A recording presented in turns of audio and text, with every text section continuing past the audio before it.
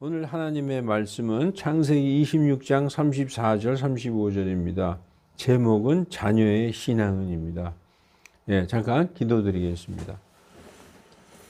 거룩하신 하나님, 이제 완연히 봄이 되려고 하는지 하나님께서 단비를 내려주시는 이 좋은 날 우리가 모여서 예배드리게 됨을 감사드립니다. 아버지 하나님, 여기 모인 우리 중에서는 육신의 병으로 인하여 고통당하는 우리 형제자매님들 계시고, 또 물질로 고통당하는 형제자매님들도 있습니다. 또한 자녀 문제로 인하여 마음 상하는 그런 형제자매도 있고, 이제 막 새롭게 가정을 일군 형제자매님들도 있습니다. 하나님, 각 사람의 형편과 사정을 잘 아시는 아버지께서 이 시간 비를 내려 주시듯이 하늘의 문을 열어 은혜의 단비를 우리 각 사람에게 내려 주셔서 각자 기도하고 소망하고 있는 것이 주님 안에서 이루어질 수 있도록 하나님께서 복의 복을 내려 주시옵소서. 이 시간 적은 무리 가운데 하나님께서 함께 계신 줄을 믿습니다. 아버지 홀로 영광 받아주시고 우리의 각 사람의 마음 중심을 어루만져 주시옵소서. 우리는 겉으로는 아무렇지 않은 것 같아도 모두 다 근심과 걱정과 연약함을 짊어지고 사는 그러한 인생들입니다. 하나님 앞에서 먼지와 같은 이 인생들, 하나님 이 시간 모든 것 내려놓고 아버지의 그 거룩하신 말씀 앞에 앉아싸우니 하나님 이 시간이 헛되지 않게 하나님께서 지켜주시고, 하늘의 말씀을 전할 때 세상의 것들을 말하지 않는 입술이 되게 하여 주시고, 오직 하나님이 원하시는 진리의 말씀만 전하는 시간 되게 하여 주시옵소서. 그래야 예배가 끝나고 돌아갈 때 기쁨과 은혜 충만하여 돌아갈 수 있는 그러한 시간, 그리고 하나님께 한 발 더 가까이 나아갈 수 있는 결단의 시간이 되게 하나님 인도하여 주시옵소서. 감사드리며 주 예수 그리스도의 이름으로 기도하옵나이다. 아멘. 오늘 이 창세기 26장, 27장 제가 읽어 오시라고 우리 그 단체 문자로 드렸는데, 창세기 26장은 아브라함의 아들 이삭에 대한 얘기입니다. 우리가 성경에서 믿음의 조상, 가장 믿음이 하나님 앞에 그 믿음을 인정받은 사람이 아브라함이죠. 그 아브라함의 아들 이삭의 얘기고, 또 이삭의 아들들은 두 아들이 있었어요. 에서와 큰아들 에서, 작은아들 야곱, 그렇게 있었어요. 근데 오늘 이야기는 이삭의 이야기입니다. 창세기 26장을 보면은 여러분 읽어보셨지만 이삭은 하나님께 많은 복을 받았습니다. 말씀들을 보면서 한번 얘기를 나눠보십시다. 성경을 보면은 창세기 26장에 이삭은 이제 이삭의 시대에 아브라함의 시대에도 큰 기근이 있었습니다. 비가 안 오는 거죠. 그래서 농사가 완전히 망친 거죠. 기근이 있었는데 이 아브라함의 아들 이삭의 시대에도 아주 큰 기근이 있었는데, 하나님께서 이 이삭의 아버지 아브라함은 그 당시의 고대 사회에서 큰 기근이 계속되면은 먹을 것이 없으니까 아브라함은 이집트로 내려갔습니다. 이집트로. 그런데 하나님께서 아브라함의 아들 이삭에게는 너는 이집트로 내려가지 말고 여기에 머물러라. 그럼 내가 너희에게 복을 주고 너와 함께 하겠다. 내가 원하는 걸 이루어주고 내 후손들도 많이 번창하게 해주겠다. 이렇게 말씀합니다. 그래서 우리가 여기 보면은 아브라함 시대의 첫 번째 기근 말고 다른 기근이 그 땅에 들었다. 그래서 주님께서 이집트로 내려가지 말고 여기에 거하라. 그러면 내가 너와 함께하고 너에게 복을 주리라. 이렇게 말씀하십니다. 그래서 그 이삭이 그랄 땅, 그랄이라는 곳에 거했다는 거예요. 이 그랄은 어디냐면 지금의 팔레스타인 한 도시예요. 저 지중해 쪽으로 가까운 쪽인데 성경에서 팔레스타인은 블레셋이라고 그러잖아요. 블레셋의 어느 한 도시입니다. 그래서 거기에 거하했는데 거기에서 이제 하나님의 뜻대로 그랄에 머물면서 사는데 이삭은 두려워했어요. 자기 아내 리브가가 너무 아름다운 여인이었거든요. 이 성경에 보면. 그러니까 자기 아내를 내 아내라고 얘기 안 하고 내 동생이라고 얘기했어요. 그 여기 보면 왜 너는 네 아내를 동생이라고 얘기했느냐? 사람들이 내 아내를 탐내서 나를 죽일까 봐, 내가 죽을까 봐 겁나서 동생이라 그러면 좀 덜하잖아요. 그래도 이건 좀 약간 비겁한 거예요. 그래, 자기 생명 때문에 아내를 동생이라고.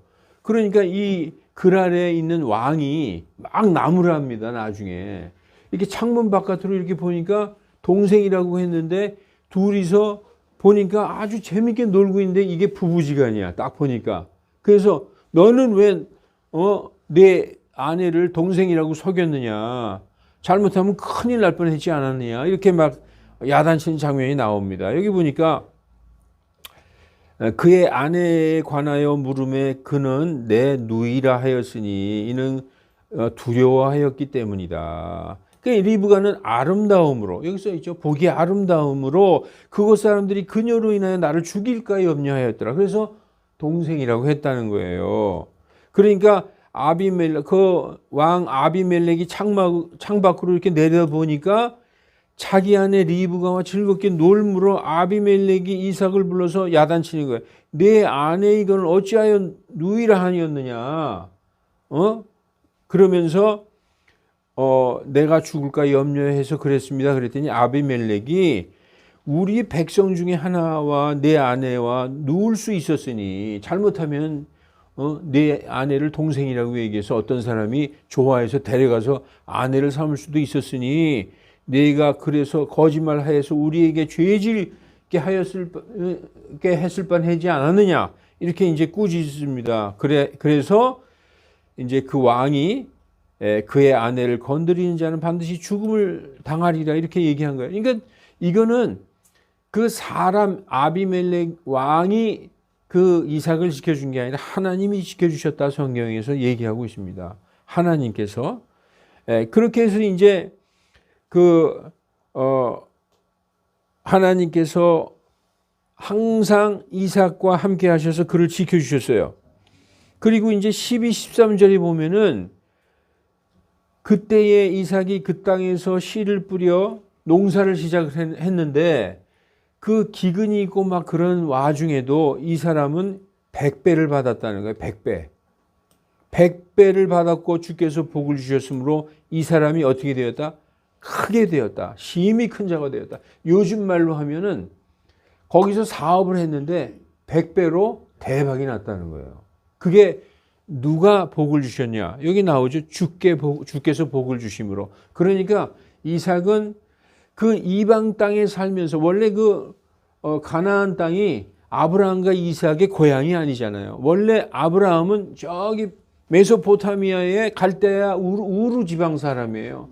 그 사람이 하나님의 명령으로 인해서 가나안 땅에서 와서 살고 거기서 이삭도 원래 본 고향이 아니지 않습니까? 이렇게 이방인인데도 불구하고 하나님이 그 이삭의 아버지 아브라함을 보시고 이삭을 지켜주시고 그 이삭의 아내도 지켜주시고 그 기근 가운데서도 그 땅에서 100배나 수확을 얻게 하셔서 심히 큰 부자가 되게 하셨어요. 이렇게 쭉 하나님이 함께 계시면서 그를 지켜주시고 복을 주셨다. 이렇게 얘기하고 있습니다. 그래서 14절에 보면 양떼와 소떼가 힘이 많이 늘어나고 종들이 힘이 많았더라. 이 종이 많았다는 건 벌써 큰 부자가 됐다는 거예요. 그래서 이렇게 큰 부자가 되니까 그 땅의 사람들이 이 이삭을 볼 때마다 은근히 화가 나는 거예요. 저건 뭔데 저렇게 잘 되는 거야. 시기와 질투가 나가지고 그 땅의 사람들이 이 땅에서 나가라. 너 그래서 왕이 찾아와서 이삭 당신 이 땅에서 나가셔. 그래서 그 땅에서 쫓겨났습니다. 그래서 그 그랄이라는 데 말고 그랄 골짜기까지 쫓겨났어요. 이방인이 와서 자기 땅에서 딴 사람들은 어렵게 사는데 너무 잘 되고 그러니까 시기와 질투 때문에 쫓겨났어요. 그런데 하나님께서 쫓겨난 그와 늘 함께 하시니까 가서 땅을 파는 데마다 종들이 땅을 파는 데마다 우물이 펑펑 쏟아져 나오는 거예요. 고대 시대에 더군다나 이 사람들의 생업이 뭐냐면 목축업이에요. 양과 소떼를 기르는데 여러분 풀이 암만 좋은 풀이 많이 있어도 물이 없으면 어떻게 짐승들을 키웁니까? 그래서 우리가 쉴 만한 푸른 초장과 맑은 시냇물이 있어야 가축들을 키우잖아요. 근데 쫓겨났는데 사업 잘하고 있다가 거기서 쫓겨났는데 그 종들과 양떼들을 이끌고 딴 데로 갔는데 물이 없잖아요. 물이 없어. 그런데 종들이 가서 파는 데마다 물이 나왔어요. 그러니까 이 우물이 나온다는 거는 정말 그야말로 요즘 얘기하면 유전을 발견한 것처럼 그렇게 굉장히 중요한 것이었습니다. 그래서 이 이삭은 가는 데마다 또 우물이 터져서 계속 사업을 할 수 있었어요. 그렇게 하나님이 복을 주셨다는 것이죠. 그래서 18절에서 22절에 보면은 가는 데마다 이삭의 종이 골짜기를 파서 거기서 우물을 얻었다. 그런데 그랄의 목자들, 그 그랄 지방의 목자들이 이삭의 목자들과 다퉜다는 거예요. 야, 이거 우리 거야. 이삭의 종들이 우물을 팠는데 그 그랄 사람들이 쫓아와서 뺏었다는 거죠. 그렇게 두 번이나 뺏겼어요. 또 다른 우물을 팠더니 또 다투어서 또 뺏겼어요. 그래서 또 다른 곳으로 가서 팠는데 이제 그때는 세 번째는 그들이 쫓아오지 않았어요.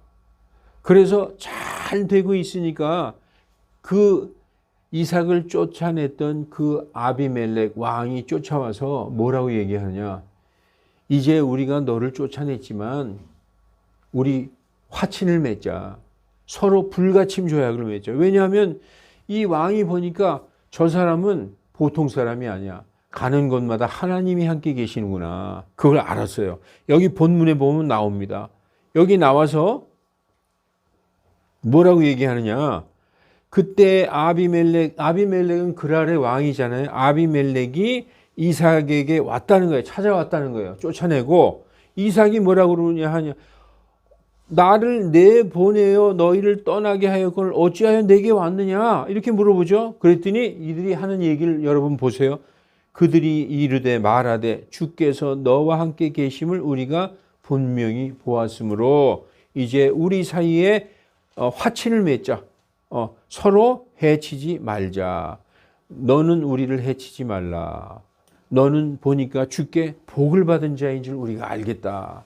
그래서 이렇게 하나님께 복을 받고 하나님이 가는 곳마다 이삭을 지켜주고 그를 번영하게 하셨던 것입니다. 그런데 이제부터 오늘 본문을 볼게요. 오늘 본문 우리가 맨 끝에 이제 쭉 일어나서 맨 끝에 이제 35절을 읽었잖아요.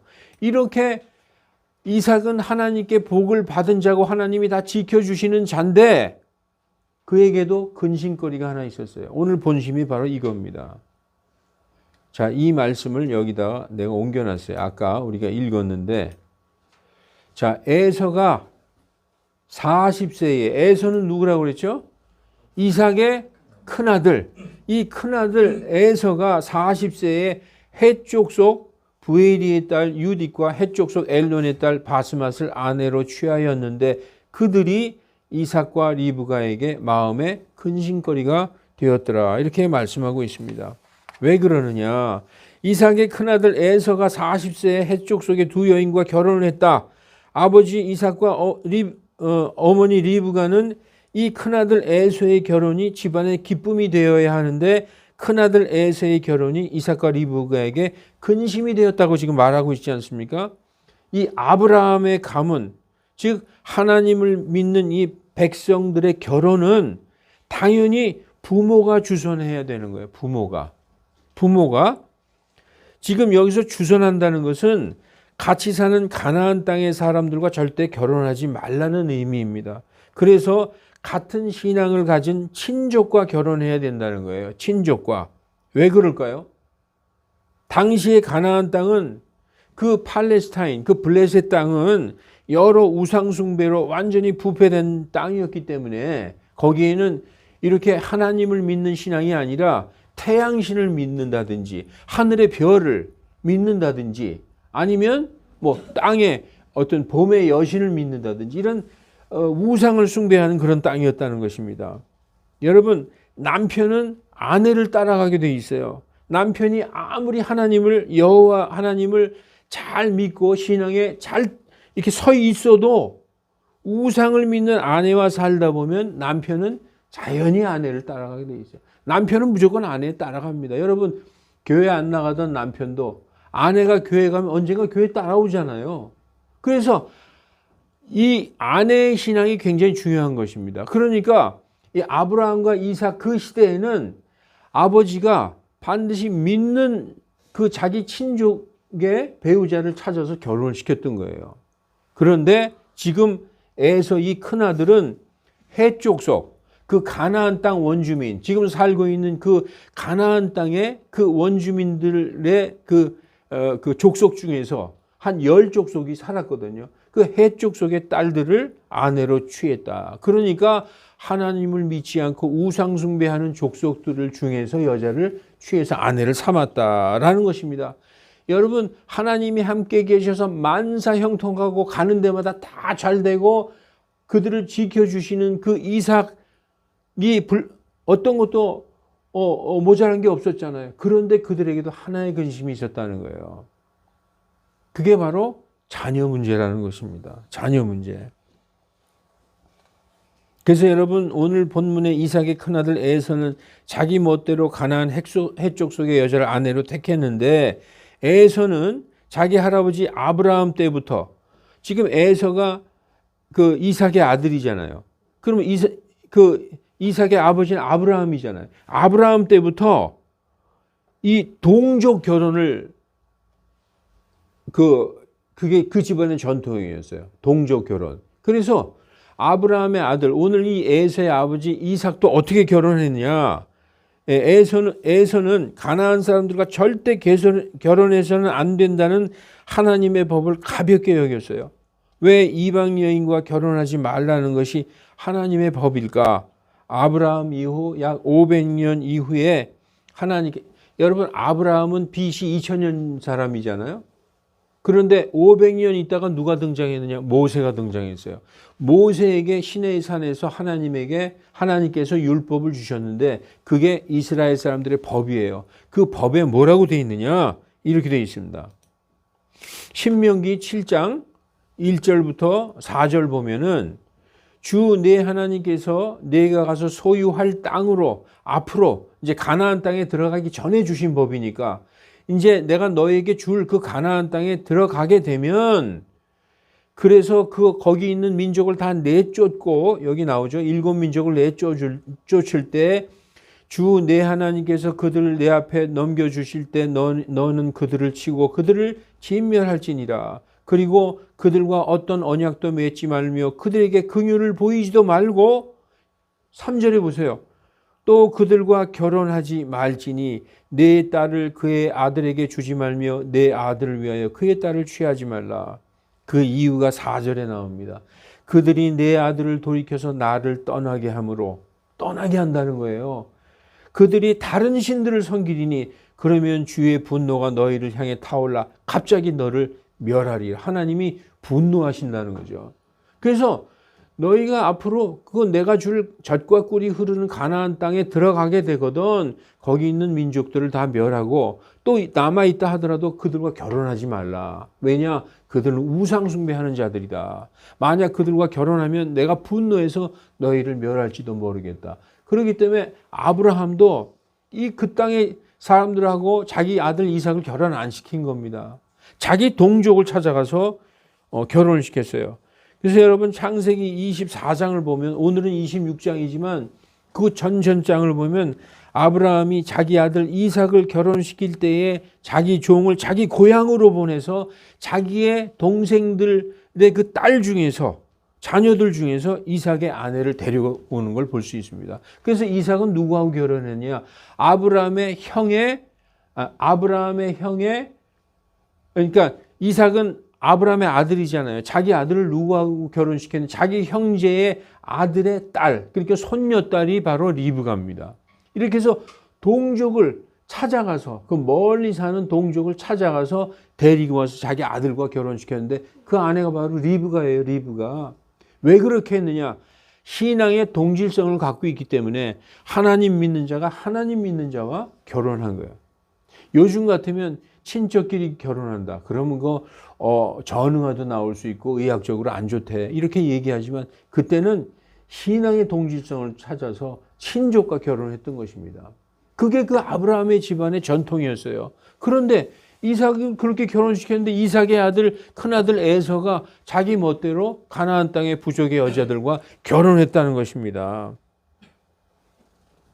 그러니까 이렇게 아브라함은 이삭에게 가나안 여인을 아내로 주지 않으려고 종에게 저 멀리 밧단 아람으로 가서 리브가를 데려오게 합니다. 그러나 이삭의 아들 에서는 자기 마음대로 가나안 후손인 해쪽 여인들과 결혼을 해버린 것입니다. 에서가 지난날에 장자권을 아무것도 아닌 것으로 여겨서 야곱에게 죽 한 그릇에 팔았던 것처럼 여러분 그 사건 알고 있죠? 창세기에 이삭의 아들이 에서와 야곱이 있는데 에서가 큰아들이에요. 큰아들에게 장자권이 있어서 상속권이 있는데 이 상속권 장자권을 가볍게 여겨서 죽 한 그릇에 자기 동생 야곱에게 팔아버린 것처럼 에서의 행동은 아브라함의 언약을 상속받을 그 권리인 장자권이나 또한 신앙을 지키는 그 부모의 가르침 같은 것을 그리 중요하게 여기지 않았다는 것입니다. 나중에 28장 5절 9절 보면요. 야곱과 에서의 차이를 볼 수 있습니다. 이러한 에서의 행동은 오늘 본문 35절 말씀처럼 이삭과 리브가에게 큰 근심이 되었습니다.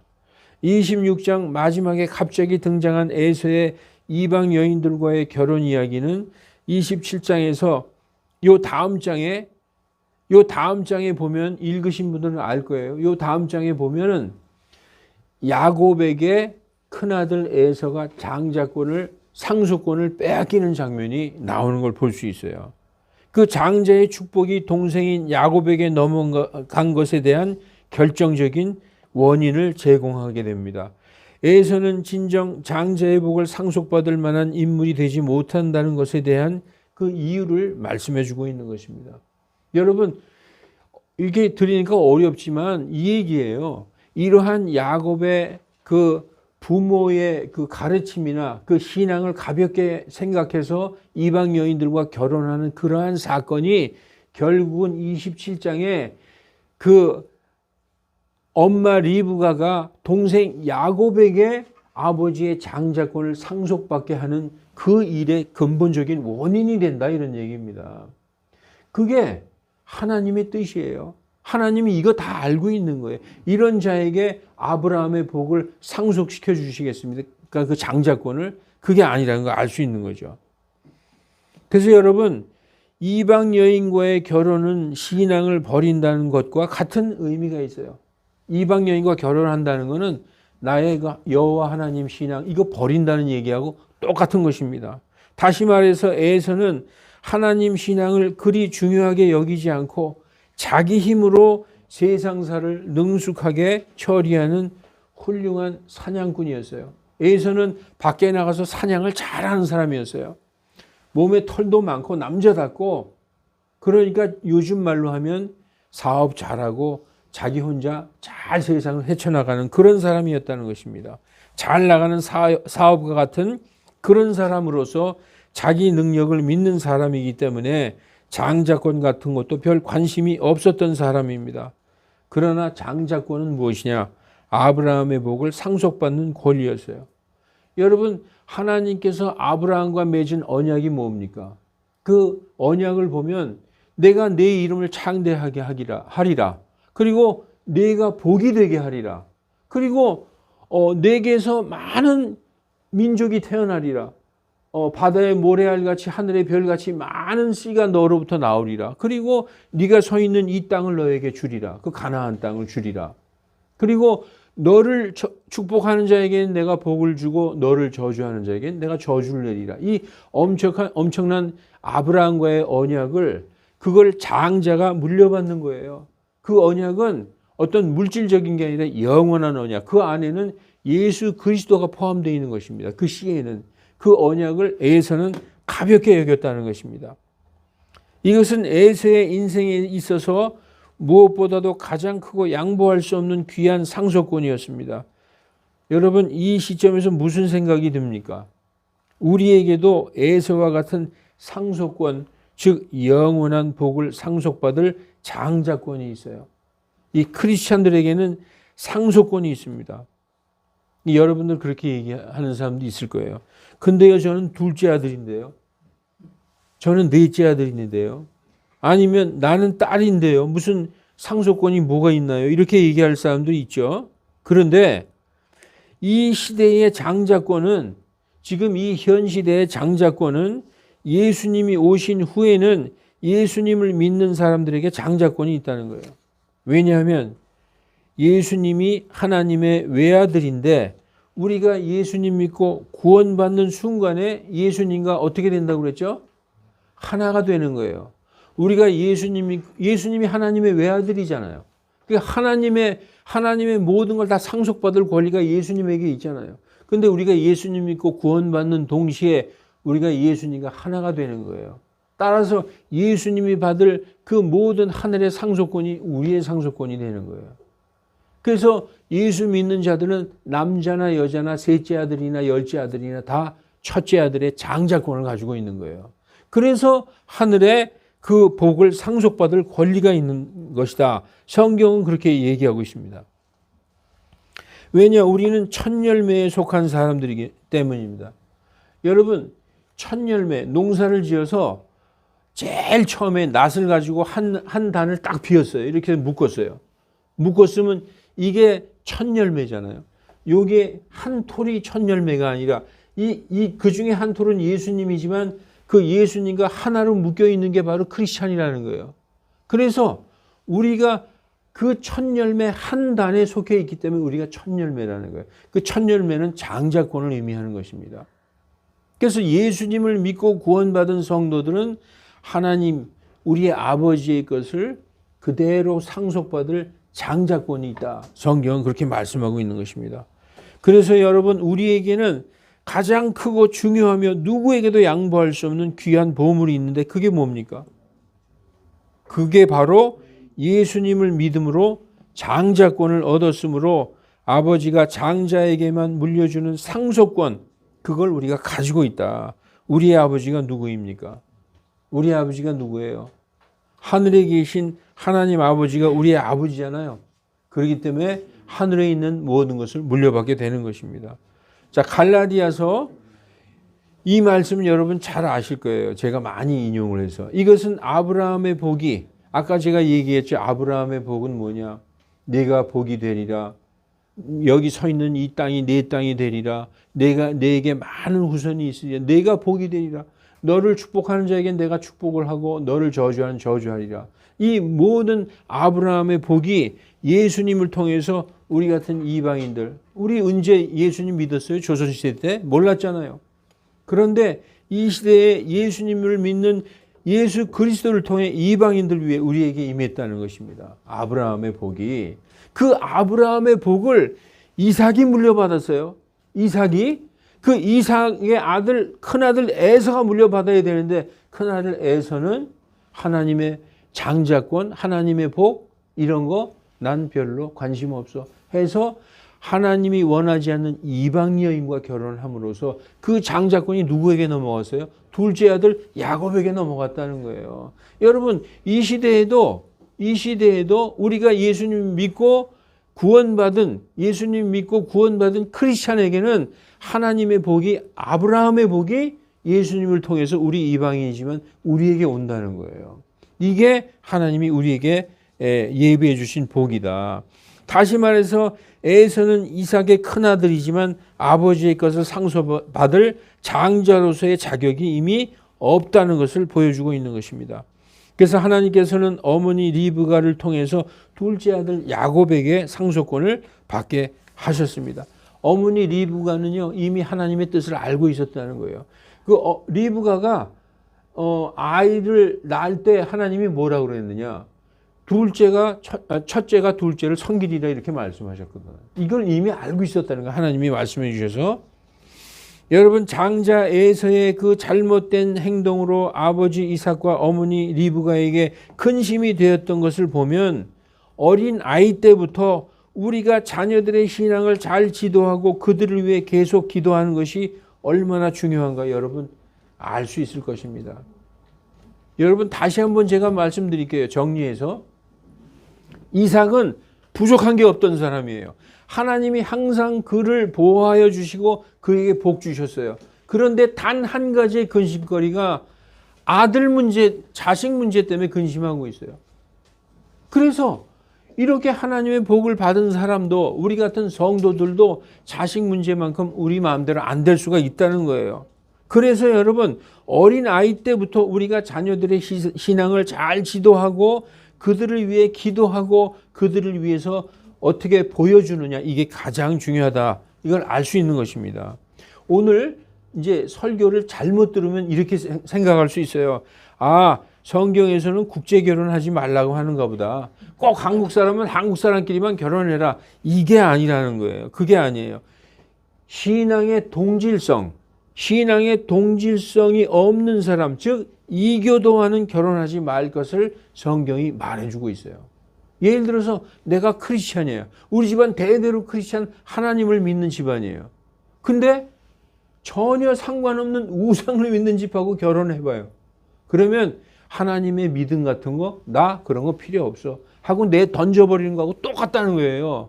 그러면 하나님의 복이 우리 부모들의 신앙을 통해서 우리에게 물려져서 내려왔는데, 아브라함의 복이 이삭에게 물려졌고 이삭에게 내려온 복이 에서에게 물려져야 되는데 에서가 필요 없다 그러고 딴 이방 여자 이교도들하고 결혼할 때 어떻게 됐느냐?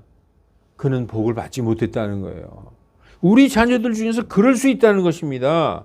신앙의 동질성이 없는 배우자 결혼하지 말 것을 가르쳐야 된다는 거예요. 그런데 요즘에 보면 크리스찬들도 지들이 좋아하는데 뭐 내가 어떻게 이러고 냅두는 사람들이 있어요. 근데 성경을 안 읽어서 그래요. 성경은 읽으면 뭐라고 얘기하고 있어요.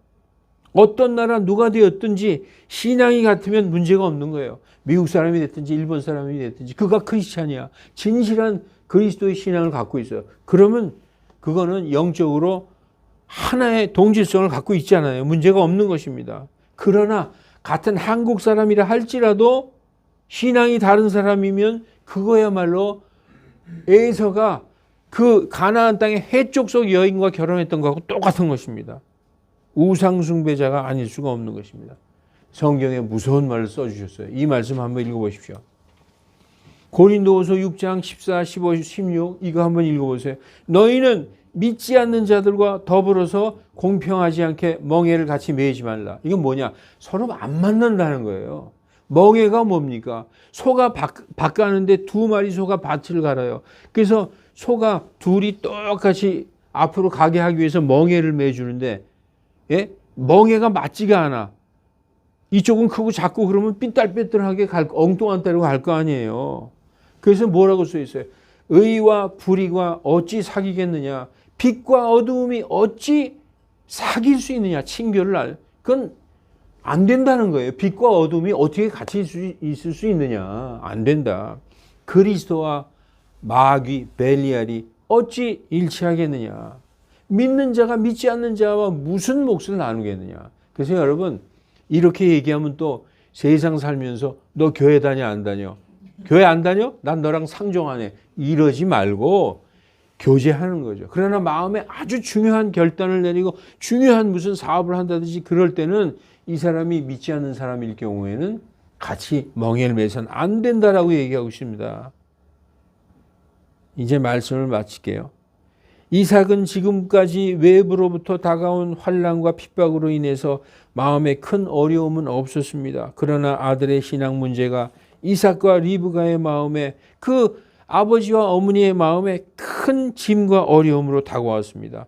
외부로부터 당하는 핍박과 어려움보다 가정에서 오는 내부의 문제가 우리의 마음을 더 아프게 할 수 있다는 것입니다.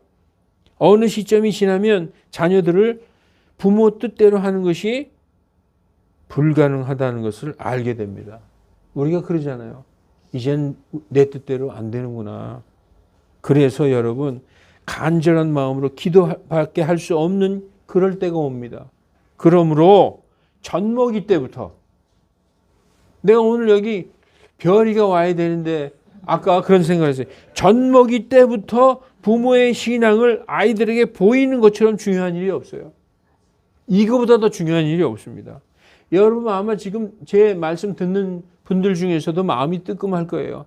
이제 내 마음대로 안 되는 걸 어떻게 해요? 그죠? 안 된단 말입니다. 그러니까 어릴 때부터, 젖먹이 때부터 그거 가볍게 여기시면 안 됩니다. 내 신앙이 아무리 잘 정립되어 있어도 오늘 이삭의 큰아들 에서처럼 하나님의 상속에서 떨어져 나가는 자녀도 있을 수 있다는 것입니다. 그것은 부모의 신앙적 태만에서 오는 것입니다. 그러므로 오늘 설교의 제목이 뭡니까? 자녀의 신앙은, 여기까지 내가 얘기했죠. 자녀의 신앙은, 그 다음에 여러분이 얘기해 보세요.